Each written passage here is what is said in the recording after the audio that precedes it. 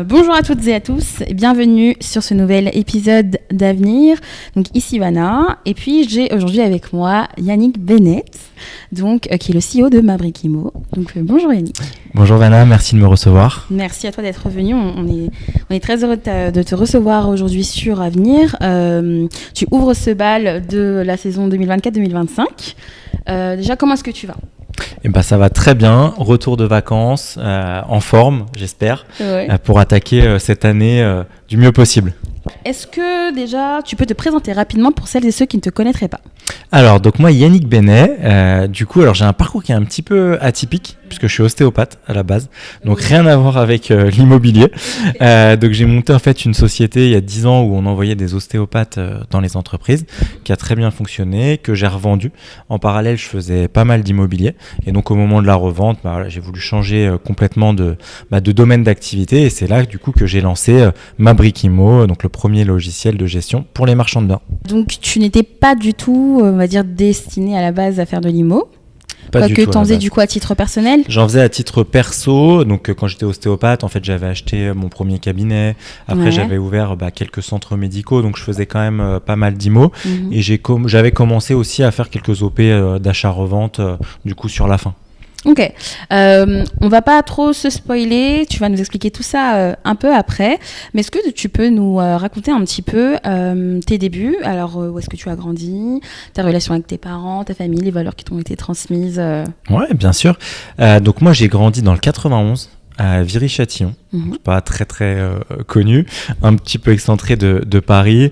Donc j'ai un frère, une sœur, donc j'ai mes deux parents, et en fait j'ai toujours voulu être à la base sportif de haut niveau. Ok. Voilà. Dans quel sport ? Alors dans le foot. Okay. Donc je suis parti à 13 ans de chez moi. Je suis parti en centre de formation. Malheureusement, j'ai pas percé. Donc à 18 ans, je suis revenu. Et comme voilà, l'ostéopathie, ça avait aussi une relation avec le sportif. Ouais. Du coup, je me suis lancé dans mes études d'ostéopathie. Ok, top. Et alors, au niveau de ta famille, est-ce que... Des questions que j'aime bien poser à mes invités. T'étais bonne élève à l'école ou... J'étais bonne élève, mais j'aimais bien jouer avec mes potes, etc. Donc j'étais bonne élève, mais un peu dissipée. Okay. Un peu dissipée. Okay. Au niveau de tes premières expériences professionnelles, donc tu nous as déjà parlé du fait que tu étais ostéopathe. Est-ce que tu as pu avoir des expériences dans des entreprises qui t'ont marqué, qui t'ont... on va dire, ouvert un peu la voie par rapport à l'immobilier ou Ouais, c'est surtout en fait quand, comme je te disais tout à l'heure, en fait j'ai créé, tout de suite à la sortie de mes études, j'ai créé du coup mon entreprise où on envoyait les ostéos du coup dans les entreprises. Et donc c'est là que j'ai commencé à vraiment avoir le côté entrepreneuriat, etc. Puisqu'on travaillait pour beaucoup de gros groupes, on a grossi assez rapidement puisqu'on avait une trentaine de salariés et 1500 ostéopathes qui travaillaient pour nous partout en Europe. Donc ça avait pris une ampleur. Donc au final l'ostéopathie j'en ai fait que 2 ans. Donc c'était pas très long, mais j'ai quand même eu le temps d'acheter mon premier cabinet comme ça. Et je me suis dit en fait j'avais acheté un petit centre 60 mètres carrés que j'avais divisé en salles. Donc j'avais ma salle moi où je consultais et les autres salles je les louais. Et c'est là que je me suis dit mais attends, c'est quand même intéressant. Au final moi c'est comme si je payais pas de loyer. Et donc ça m'a donné l'idée et du coup j'en ai ouvert une dizaine sur Paris. Ok, et aujourd'hui ce chapitre de ta vie est totalement derrière toi ? Il est totalement derrière moi, non. Je continue à investir, on a une petite foncière sur laquelle on continue à investir, mais je suis plus maintenant dans l'achat-revente. Ok, ça marche. Alors, on arrive un peu au sujet de Mabrikimo. Déjà, est-ce que tu peux nous raconter la création de Mabrikimo ? Ouais. Donc la création, donc je venais du coup j'avais revendu ma société. Ouais. Je suis resté pendant 3 ans pour faire le suivi, etc. C'était dans le deal. Et après, donc quand je suis parti, en fait j'avais une clause de non-concurrence. Donc impossible de refaire la même chose. Et de toute façon, j'en avais plus envie. Et moi, ce que j'aimais au final, c'était l'immobilier, acheter, revendre, louer. C'était vraiment quelque chose qui me passionnait. Et je me suis donc associé au départ sur la partie vraiment marchand de biens. Ouais. Donc avec mon associé Pierre, qui lui aussi avait quitté un gros groupe. Donc on s'est retrouvés vraiment au même moment à se dire Alors, plutôt que de le faire tout seul, autant qu'on le fasse ensemble. Donc lui venant d'un gros groupe, moi ayant été racheté par un gros groupe, donc avec des process, des logiciels, etc. On arrive sur cette partie marchand de biens et en fait on se rend compte, donc on tape logiciel marchand de biens, rien n'existe. Bon, on va faire notre fichier Excel, on travaille avec notre Drive, mais on trouvait que c'était pas hyper adapté. Et en tout cas, si on voulait vraiment passer à la vitesse supérieure en nombre d'OP, etc., il fallait qu'on ait un outil structuré. Donc au départ, on se dit, on va le développer pour nous, on va développer un petit outil pour nous. Ouais. Et en discutant avec des marchands, tout le monde dit, ça serait une idée géniale. Hein. Et du coup, on s'est lancé dans l'aventure, dans le développement. Ok. Comment est-ce que tu as rencontré Pierre d'ailleurs ? Pierre, c'est un ami d'enfance, on se connaît depuis une quinzaine d'années. On faisait du foot ensemble, on a notre groupe d'amis, on est une dizaine, on se voit tout le temps, etc. Donc on est vraiment dans le même groupe. Ok, sympa. Et lui, il venait de l'immobilier quand même, mais de la partie promotion immobilière. Ok, d'accord. Voilà. Et alors du coup, est-ce que tu peux pitcher Mabrikimo pour celles et ceux qui ne connaîtraient pas ? Donc, alors on a l'idée, donc juste pour revenir à ta question précédente, l'idée, on a eu l'idée en mars-avril de l'année dernière. Ouais.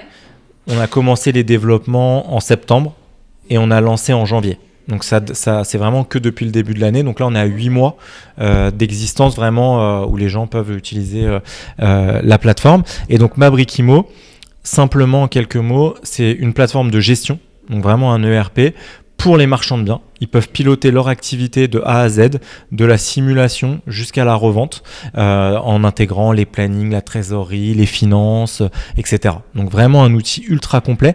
Et le gros point fort de l'outil, c'est qu'en fait, le marchand peut générer des dossiers de financement de manière automatisée. Parce qu'une grosse problématique du marchand, aujourd'hui, c'est le financement. Okay. C'est des prêts qui sont spécifiques avec certaines banques. Et il y a beaucoup de marchands qui pensent qu'en venant avec une feuille, avec 3-4 chiffres, ça va passer. Non, en fait, maintenant, les banques, elles veulent des vrais dossiers complets, voir qui porte le projet, est-ce que c'est sérieux, puisqu'on est quand même sur des enjeux importants, surtout avec la chute du marché, où il y a plein de marchands qui ont débutants, qui ont loupé des OP et qui ont perdu beaucoup d'argent dessus. Donc, les banques sont maintenant très, très vigilantes. Ok, tu parlais justement de marchands dans leur début. Vous, votre cible, c'est des marchands de biens, c'est des grands groupes, c'est des indépendants, parce que tu sais qu'aujourd'hui, le métier de marchand de biens, il peut être parfois flou, on peut faire juste de l'achat-revente. Très flou, parce qu'en fait, tu as plusieurs, entre guillemets, typologies de marchands. T'en as qui font des travaux, t'en as qui font pas de travaux, t'en as qui vont être spécialisés dans les entrepôts, dans les immeubles, donc tu as vraiment plein d'applications différentes du métier de marchand. Nous, ça s'adresse vraiment, on va dire, à 95% des marchands. D'accord. Les 5%, c'est ceux qui font des OP vraiment très complexes, avec des financements spécifiques, etc. Là, sur la plateforme, ça va être compliqué, même si là, elle commence à être vraiment au point et qu'on peut quand même gérer pas mal de choses. Mais après, c'est les marchands débutants qui font vraiment leur premier OP pour se structurer, parce qu'en fait, nous, on a des étapes, on essaye de les accompagner au maximum là-dedans, mais aussi des très gros marchands. On a des marchands sur la plateforme qui font 150 lots par an, et eux qui ont besoin de structure. Okay. Donc d'avoir tous les docs au même endroit, souvent ils ont des personnes qui vont gérer sur la partie administrative, donc qui pouvoir avoir un outil où tout est centralisé, ils peuvent retrouver les infos rapidement. Ok. Est-ce que tu peux nous parler un peu des top fonctionnalités ou celles que vos utilisateurs aiment le plus sur la plateforme? La première, c'est le dossier de financement. Okay. Ça, c'est clair, ça te sort un dossier de 50 pages. Préfet avec ta couleur, ton logo, ton pied de page, enfin tout est complètement personnalisable. Donc ça, c'est vraiment la fonctionnalité principale.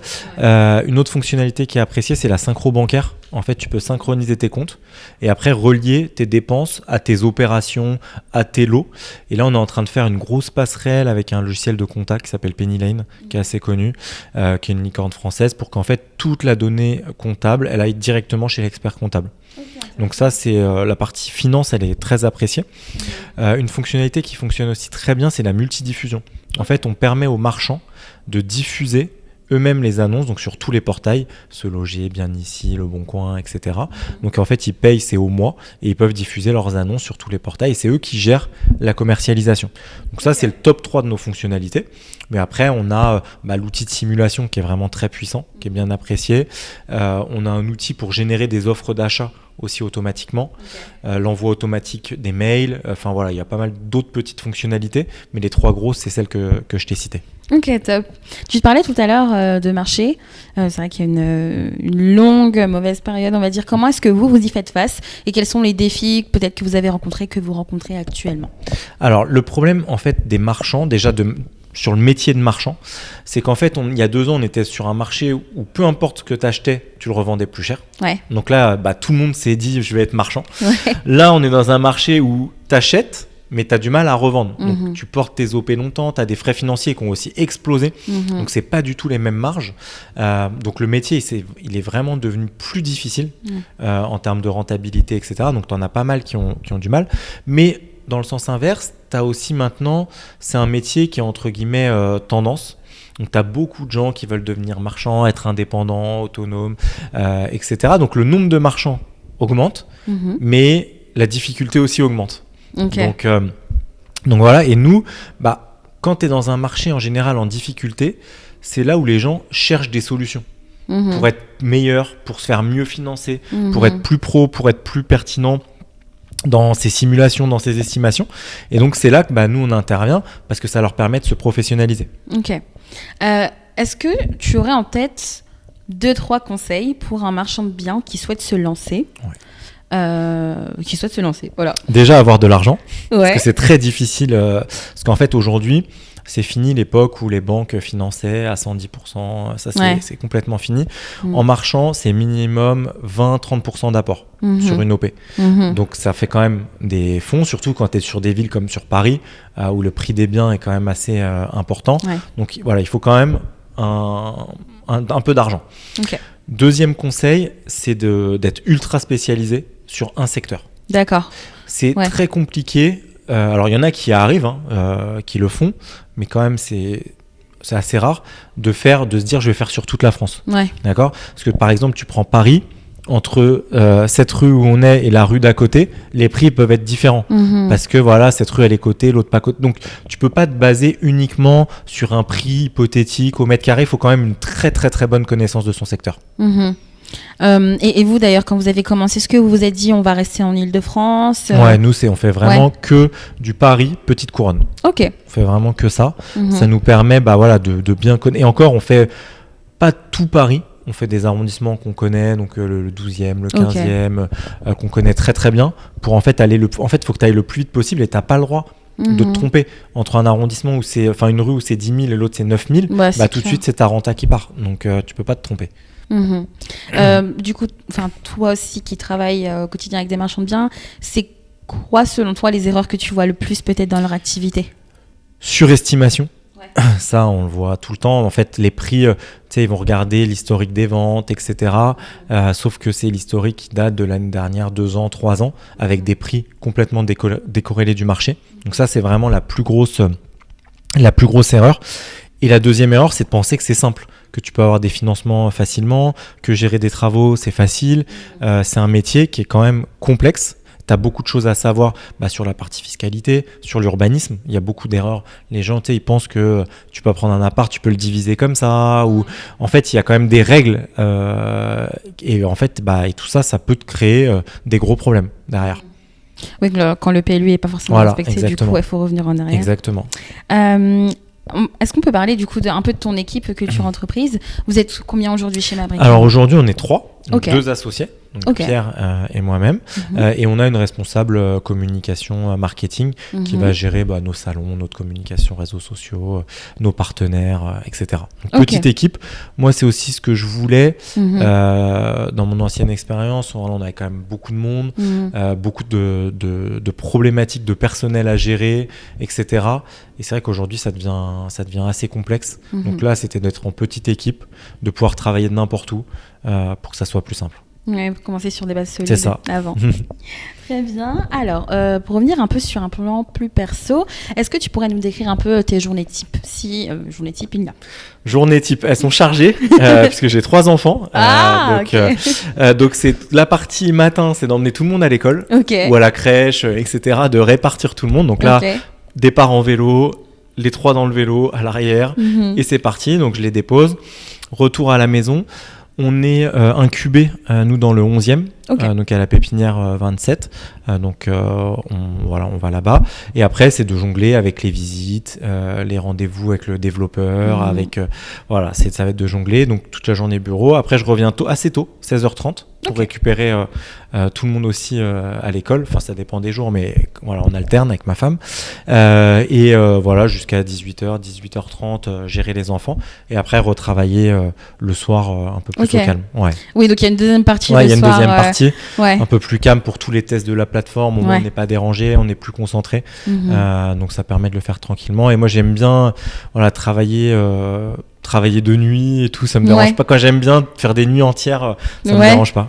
T'es de ceux qui aiment mieux travailler la nuit. Ouais, beaucoup. Ouais. Moi, je suis pareil. Ouais. Est-ce qu'à côté de Maverick Imo et de ta famille, tu as des passions, des hobbies? Ouais, pas mal de sport, du coup. Ouais, du foot. Du foot, alors un petit peu moins, parce que je commence à être vieillissant et le corps commence à être plus compliqué. J'ai 37 ans pour ça. Mais le corps, moi, c'est pas la même chose qu'à 20 ans. Donc là, ça va être plus du paddle, du golf, du tennis, voilà, des sports que je peux le midi, voilà, quand c'est plus simple à gérer.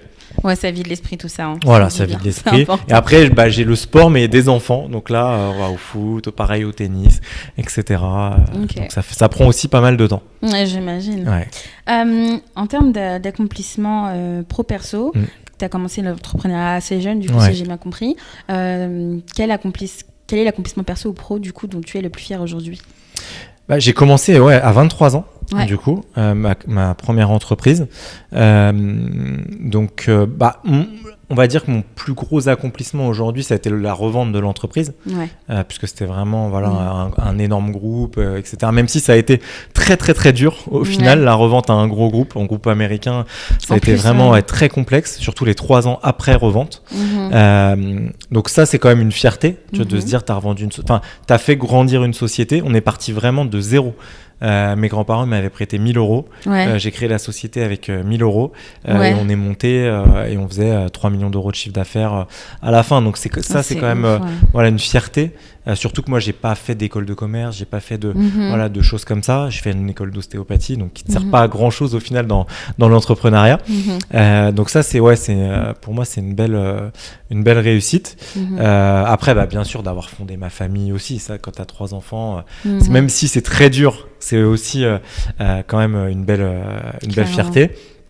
Et là, de me relancer, d'avoir réussi à me relancer en fait dans une nouvelle aventure, c'est aussi sympa. Au moment où tu t'es lancé dans l'entrepreneuriat, est-ce que tu avais des a priori? Est-ce que tu allais tête baissée en mode moi je me lance, peu importe ce qui va arriver? Tête baissée.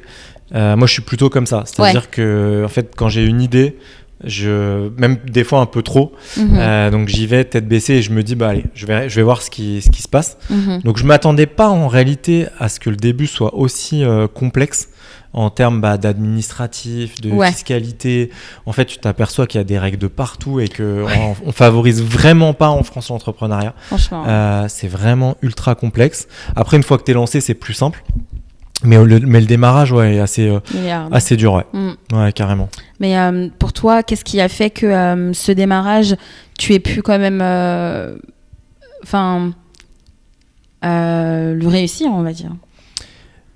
J'ai un tempérament où je vais tester plein de trucs. Je vais tout tester. Et comme je te disais, quand j'ai une idée, je vais aller au bout de l'idée. Je vais pas attendre d'analyser. Et du coup, moi, ce que je me dis toujours dans un business, il faut aller plus vite que les autres. Donc, c'est ce que j'ai fait. En fait, on était les premiers à faire ça. Après, il y a des concurrents qui se sont mis, mais on allait toujours plus vite que tout le monde. Et du coup, ça nous permettait d'être tout le temps premiers. Et là, sur la partie marchande, donc on a été les premiers à le créer. On a aussi des concurrents, mais on va aussi beaucoup plus vite que tout le monde dans le développement, dans les investissements, dans tout. Et c'est ce qui fait que, du coup, on est devant tout le monde. Ok. Du coup, pareil, je refais un peu la question, mais en termes d'entrepreneuriat, quels seraient, dans l'immobilier ou autre, quels seraient les conseils que tu donnerais à quelqu'un qui veut se lancer, notamment un jeune de 23 ans aujourd'hui? Alors, dans l'entrepreneuriat, ça serait vraiment déjà de croire à son projet. Ça, c'est vraiment important parce que tu as toujours des gens. Moi, quand j'ai lancé du coup l'entreprise, ça n'existait pas. Donc, quand j'ai commencé à dire je vais envoyer des ostéopathes dans les entreprises, tout le monde me disait mais non, mais pourquoi les ostéopathes ils sont en cabinet, ça marchera jamais, il n'y a pas d'intérêt. Donc, si j'avais écouté tout le monde, en réalité, je l'aurais jamais fait. Donc, ça, c'est la première des choses. Et après, la deuxième des choses, c'est d'aller vite. Pour moi, dans le business aujourd'hui, ça va tellement vite En fait, tes concurrents vont vite, etc. Si tu attends, tu réfléchis, je vais faire ça, attends peut-être dans 6 mois, en fait, c'est fini. Ouais, je vois ce que tu peux pas avancer. Aujourd'hui, ça va vraiment très très très vite. En plus avec les réseaux, avec tout, tu vois. Exact, c'est ce que j'allais dire. Donc, avec les réseaux sociaux. Demain, tu as un gros groupe qui veut faire qui a de l'argent, qui veut faire la même chose que toi, il le fera. Ça sera facile. Donc en fait, il faut toujours que tu aies un temps d'avance sur les autres. C'est ça qui est difficile. Même en termes de marketing, aujourd'hui, il y a énormément de budget qui est mis dessus. On le voit beaucoup dans des boîtes de tech. Puis le secteur de la tech, ça va tellement vite. Ça va très très vite. Quelle est la meilleure leçon que tu as apprise dans ta carrière jusqu'à présent ? La meilleure leçon, de bien s'entourer. Ouais. Ça, ultra important. Parce que ça peut être compliqué. Au tout début de la première structure, je m'étais associé avec des copains de classe. Ouais. Et en fait, ça n'a pas matché. Eux, ils ne voyaient pas ça comme une activité principale, mais comme quelque chose en plus de leur cabinet. Donc, ça a vivoté. Donc, j'ai tout récupéré. Et je me suis associé du coup avec ma sœur. Et là, ça a été beaucoup plus simple. Il faut avoir vraiment la même vision. Parce que l'association, c'est très difficile. C'est très difficile parce que tu peux avoir des visions différentes sur le plan financier, sur le plan stratégique, etc. Donc, il faut vraiment réussir à trouver la personne avec qui ça va bien matcher et qui a une confiance 100%. Donc ça, c'est vraiment important. Je suis totalement d'accord. Et d'ailleurs, que ce soit avec ta sœur ou avec Pierre, là, je vais plus orienter la question sur Pierre. Qu'est-ce que tu penses qui a fait que vous deux, ça a marché ? Je pense qu'on a la même ambition. Déjà, ça, c'est important, d'avoir la même ambition. Parce que tout le monde n'est pas ambitieux, forcément. Donc, nous, on veut aller loin. Donc, déjà, voilà. Et il y a cette... déjà aussi, il faut avoir des profils complémentaires. Ça, c'est très important. Que ça soit avec ma sœur ou avec Pierre, on a vraiment des profils complémentaires. Parce que je pense que si c'était 2 mois, ça serait impossible. C'est vrai. Ouais, je suis ingérable. Donc, ça serait impossible. Donc, ça, c'est aussi important. Profil complémentaire. Et après, une relation forte. Je pense que ça, c'est important. Alors, on va un peu se tourner du coup vers l'avenir. Ouais. Alors, en court, moyen, long terme, Mabrik Imo, quels sont vos objectifs ? On peut commencer peut-être par les 3 prochains mois. Ouais. Là, alors déjà, aujourd'hui, on est à peu près sur, je crois que c'est 1100 utilisateurs. Okay. Donc, ce qui est pas mal en 8 mois. Donc, l'objectif, et je pense qu'on y sera, c'était l'objectif qu'on s'était fixé en début d'année, de 1500 utilisateurs à la fin de l'année. Donc, normalement, on est sur un rythme d'à peu près 100 par mois. Donc ça devrait le faire. Donc, déjà, structurer tout ça. Et après, sur du moyen terme, toujours de faire évoluer. Après, avec des nouvelles fonctionnalités. L'objectif, c'est sous 3 ans d'être à 4500 utilisateurs. Okay. Donc, ce qui serait déjà pas mal sur le secteur du marchand. Et en termes d'équipe, est-ce que vous prévoyez... Ouais, il y aura des recrutements, sûrement forcément sur la partie un peu administrative, peut-être après sur la partie dev, parce qu'aujourd'hui on travaille avec des agences sur la partie dev, mais peut-être que sur du moyen long terme ça sera d'internaliser. Est-ce que, alors tu me le dis s'il n'y a pas le droit de spoiler, est-ce qu'il y a une nouveauté, une nouvelle fonctionnalité à venir sur la plateforme ? Là il va y en avoir pas mal. Alors déjà on a énormément évolué. Tu testes la première version de janvier, tu testes aujourd'hui, mais c'est le jour et la nuit. C'est vrai. Parce qu'on a su écouter, en fait on a un petit chatbot sur lesquels c'est nous qui répondons, etc. Donc on essaie d'avoir une relation vraiment privilégiée. On a fait beaucoup de démos, on fait des formations toutes les semaines qui sont gratuites, etc. Donc on a vraiment beaucoup de contacts avec nos utilisateurs et on les a beaucoup écoutés et on a du coup développé vraiment plein de nouvelles fonctionnalités. Donc ça a énormément évolué. Et là, on a des gros chantiers.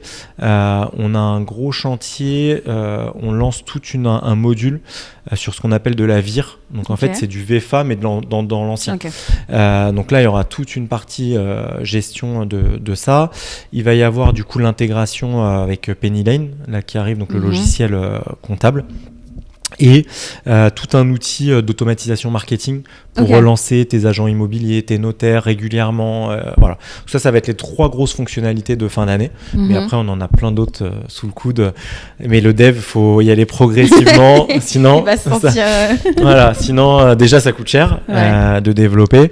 Et en plus, si tu fais tout d'un coup, il n'y a plus rien qui marche. Donc, on y va étape par étape. Mais en tout cas, on a vachement amélioré. On a rajouté plein de choses. Et on a écouté nos utilisateurs en fait. Ça c'est hyper important. En termes de, comme on a un logiciel de prospection, une petite question dessus. Vous, par quel canal vous arrivez à plus ramener de leads, on va dire? Par quel canal souvent vos clients Beaucoup les réseaux sociaux. Ouais, okay. Ouais, beaucoup les réseaux sociaux. Après, on travaille beaucoup avec des réseaux de marchands. D'accord. Parce qu'en fait, ça se fait de plus en plus maintenant. Tu as des réseaux qui s'organisent avec une centaine de marchands. Donc nous, on travaille avec la tête du réseau qui déploie sur tous ces marchands. Donc ça, c'est une très bonne acquisition pour nous. Après, on fait des salons, notamment le salon Rent. Je sais pas si vous le faites. Oui, on l'avait fait l'année dernière. Voilà.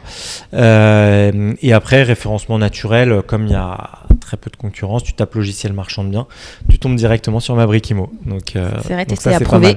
Voilà, donc ça, c'est pas mal. Ok, top.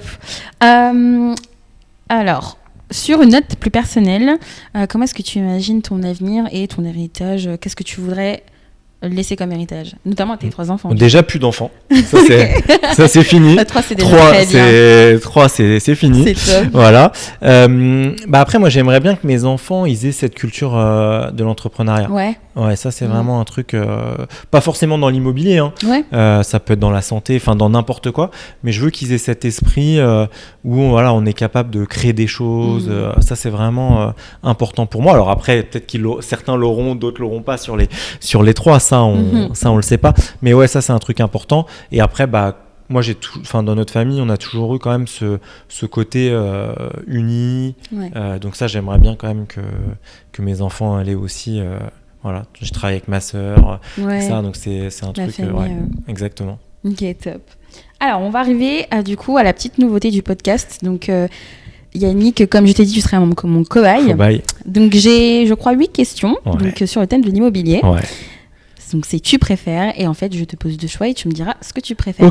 Ok, parfait. Alors, est-ce que tu préfères investir dans une grande ville dynamique ou dans une petite ville en pleine croissance? Grande ville dynamique. Grande ville dynamique. Est-ce que tu préfères acheter un appartement moderne ou une maison ancienne à rénover? Rénover toujours. Toujours. Ouais. Est-ce que tu préfères gérer toi-même la gestion locative de tes biens ou passer par une agence spécialisée? Alors, j'aime bien tout gérer moi-même, mais c'est quand même dur. Donc après, dans le futur, je ne sais pas si je continuerai à le faire. Parce que c'est quand même beaucoup de soucis. Donc pour l'instant, toi, tu gères toi-même? Je gère tout. Ouais. Ok. Peut-être un certain nombre de biens, tu te diras... Peut-être, Est-ce que tu préfères choisir un emplacement idéal avec un prix élevé ou un bon prix avec un emplacement moins attractif? L'emplacement, toujours l'emplacement. Ok. Tu préfères investir dans l'immobilier résidentiel ou commercial? Bonne question, parce que les deux sont très très bien. Moi j'ai beaucoup fait du coup un mélange des deux, parce que c'est de l'immobilier d'habitation, mais pour des professionnels. Ok, d'accord. Donc des cabinets médicaux. Donc c'est des appartements à chaque fois qui sont transformés pour des professionnels de santé. Donc c'est un mélange un peu des deux. Ok, on reste sur les deux, très bien. Est-ce que tu préfères vivre dans un loft en centre-ville ou une villa avec jardin en banlieue? Pas facile non plus, mais c'est vrai qu'avec les enfants quand même, le jardin, on va dire banlieue proche. Ouais, banlieue proche. Banlieue très proche. Ok, dernière question. Est-ce que tu préfères travailler sur des projets immobiliers de grande envergure ou te concentrer sur des petits projets exclusifs?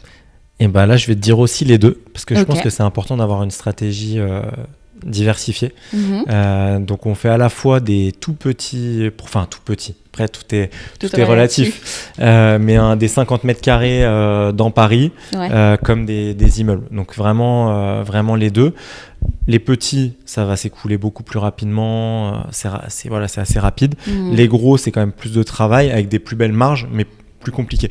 Donc c'est bien d'avoir les deux et d'éviter d'être mono.